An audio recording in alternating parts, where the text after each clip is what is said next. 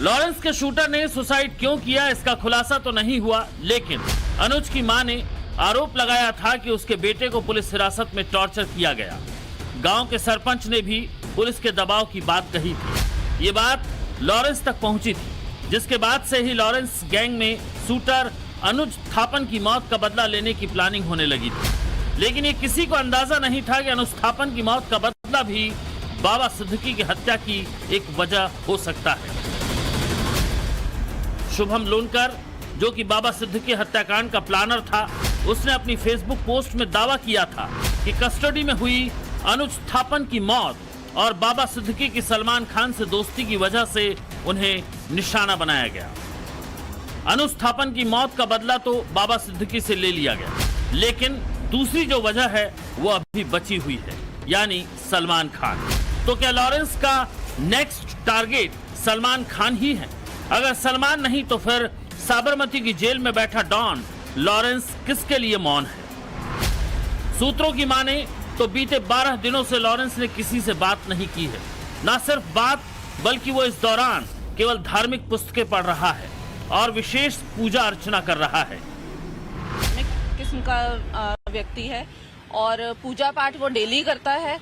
हर नवरात्रों में व्रत के साथ साथ मौन व्रत भी रखता है। आज की डेट में 5 मिनट इंसान के लिए चुप होना मुश्किल है और वो मौन व्रत रखता है पूरे 9 दिन। गैंगस्टर लॉरेंस गुजरात की जिस साबरमती जेल में बंद है, उसके बारे में कहा जाता है कि वो भारत की सबसे सुरक्षित जेलों में से एक है।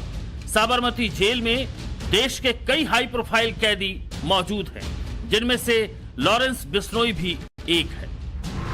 साबरमती जेल 2 हिस्सों में बटी है। लॉरेंस बिश्नोई पुरानी जेल में कैद है। जेल में 10 कमरे मौजूद हैं, जिनमें से 9 कमरे पूरी तरह खाली हैं। 10वें कमरे में लॉरेंस बिश्नोई अकेला है। बताया जाता है कि जब से लॉरेंस को साबरमती जेल में लाया गया है, तब से उसकी किसी से मुलाकात नहीं हुई है और ना ही उससे कोई मिलने आया है। यहाँ तक कि लॉरेंस के वकील भी उससे सीधी मुलाकात नहीं करते हैं। वकीलों को लॉरेंस से बात करनी होती है तो वो वीडियो कॉन्फ्रेंसिंग के जरिए ही उससे बात कर पाते हैं। साबरमती जेल स्टाफ के कुछ ही लोग लॉरेंस से मिल पाते हैं। जेल में कैद लॉरेंस बिश्नोई पर 79 मुकदमे दर्ज हैं। 10 मामले तो ऐसे हैं जिसमें पुलिस के लिए उसकी गिरफ्तारी जरूरी है। फिलहाल उस पर चल रहे 40 मुकदमे अदालत में लंबित हैं। ये भी सिर्फ एलिगेशंस हैं, इसके रिगार्डिंग कोई भी एविडेंस नहीं है। जो कह रहे हैं कि हवाला के थ्रू पैसा भेजता है, भाई हवाला के थ्रू पैसा भेजा भी तो किसी ने होगा, किसी ने रिसीव भी किया होगा। उनके बारे में तो कोई कहीं मेंशन ही नहीं है पूरी एनआईए की चार्जशीट्स में। Conspiracy, that's it. कॉन्स्पिरेसी के अलावा कोई और एलिगेशन है ही नहीं कि वो गैंग लीड कर रहा है, ऑपरेट कर रहा है, हवाला ट्रांजैक्शंस कर रहा है, एक्सटॉर्शन कर रहा है, बट कोई भी ऐसा एविडेंस उसके अगेंस्ट नहीं। गुजरात की साबरमती जेल में लॉरेंस हाई सिक्योरिटी सेल में है। सीसीटीवी कैमरे, मेटल डिटेक्टर और अन्य सुरक्षा उपकरणों के साथ लॉरेंस के ऊपर 24 घंटे की मॉनिटरिंग रखी जा रही है। जेल के बैरक में वो क्या करता है, कैसे रहता है, हर एक चीज का रिकॉर्ड रखा जा रहा है। तो फिर कैसे वो जेल के अंदर से इतने बड़े नेटवर्क को हैंडल कर रहा है, ये भी एक बड़ा सवाल है। लेकिन कोई तो लूप होल है, कोई तो जरिया है जिसके माध्यम से लॉरेंस का मैसेज गैंग तक पहुंच रहा है। लॉरेंस बिश्नोई के अलावा साबरमती जेल में फिलहाल 2600 कैदी बंद हैं, जिनमें कई बिश्नोई गैंग के सदस्य भी शामिल हैं।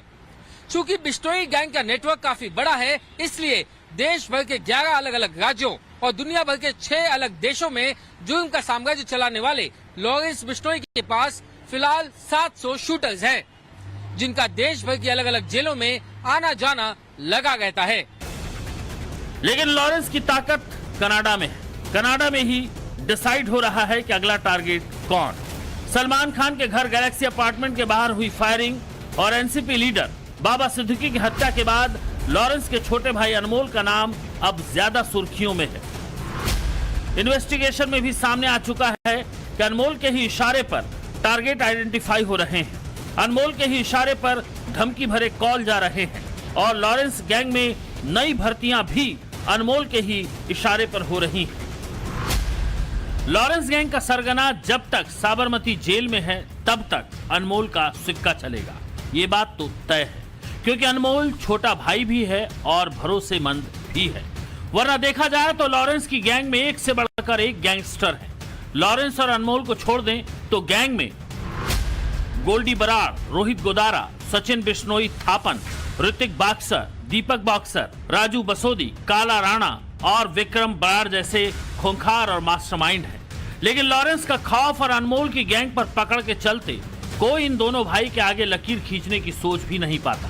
हर प्लानिंग में अनमोल शूटर्स के संपर्क में रहता है, फिर चाहे वो बाबा सिद्दीकी की हत्या हो, सलमान के अपार्टमेंट पर फायरिंग हो या फिर मूसेवाला का मर्डर हो। अनमोल बिश्नोई पर फिलहाल 18 मामले दर्ज हैं। वो एनआईए की मोस्ट वांटेड लिस्ट में सबसे ऊपर है। एनआईए ने अनमोल बिश्नोई पर 10 लाख का इनाम रखा हुआ है। लॉरेंस गैंग में भानु के नाम से कुख्यात अनमोल पर आज से 12 साल पहले यानी साल 2012 में पहली बार पंजाब के अबोहर में मारपीट और आर्म्स एक्ट में मामला दर्ज हुआ था। अगले 3 साल यानी 2015 तक पंजाब में अनमोल पर 6 से ज्यादा केस दर्ज हो गए। बताया जाता है कि अनमोल जब जोधपुर जेल में था तब वो सबसे ज्यादा एक्टिव हुआ। जोधपुर जेल से उसने फिरौती और धमकी की कई वारदातों को गुर्गों के जरिए अंजाम तक पहुंचाया। अनमोल को 7 अक्टूबर 2021 को जमानत मिली और उसके बाद उसने सबसे बड़े कांड की प्लानिंग की और वो थी सिद्धू मूसेवाला की हत्या की प्लानिंग। लेकिन लॉरेंस चाहता था कि इस हत्याकांड को अंजाम देने से पहले उसका भाई अनमोल सुरक्षित ठिकाने पर पहुंच जाए। लिहाजा फर्जी पासपोर्ट के जरिए अनमोल को देश से बाहर भिजवा दिया गया और 29 मई 2022 को सिद्धू मूसेवाला को लॉरेंस गैंग ने हमेशा हमेशा के लिए खामोश कर दिया। लॉरेंस ने तब भी जेल में खामोश रहकर प्लान बनाया और अब भी लॉरेंस खामोश है। लॉरेंस का मौन गैंग की बेचैनी है, यानी लॉरेंस ने टारगेट सेट कर लिया है। लॉरेंस का ये मौन किसकी जिंदगी को बर्बाद करेगा ये तो फिलहाल नहीं मालूम, लेकिन जो हर किसी को दिख रहा है उसमें सबसे बड़ा नाम सलमान खान का ही है। सलमान के लिए जिस तरह से लॉरेंस गैंग ने प्लानिंग की थी उसे सुनकर ही किसी के भी होश उड़ जाए। गैलेक्सी अपार्टमेंट पर फायरिंग तो एक नाकाम कोशिश थी। खबर है कि गैलेक्सी अपार्टमेंट पर फायरिंग के बाद भी सलमान को खत्म करने के लिए लगातार प्लानिंग होती रही। ये बात जून की है जब मुंबई पुलिस ने लॉरेंस के 4 लोगों को गिरफ्तार किया। उन्होंने पुलिस को बताया कि वह सलमान के फार्म हाउस से लेकर शूटिंग स्पॉट और गोरेगांव फिल्म सिटी की रेकी कर रहे थे।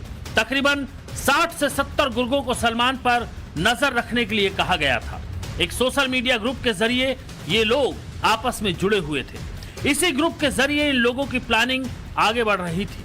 पता चला कि सलमान पर हमले के लिए पाकिस्तान से AK-47 मंगवाई जा रही थी और ये पनवेल में सलमान की कार पर हमला करने वाले थे, जिसमें सलमान को तुर्की मेड जिगाना पिस्टल से मारने का प्लान था।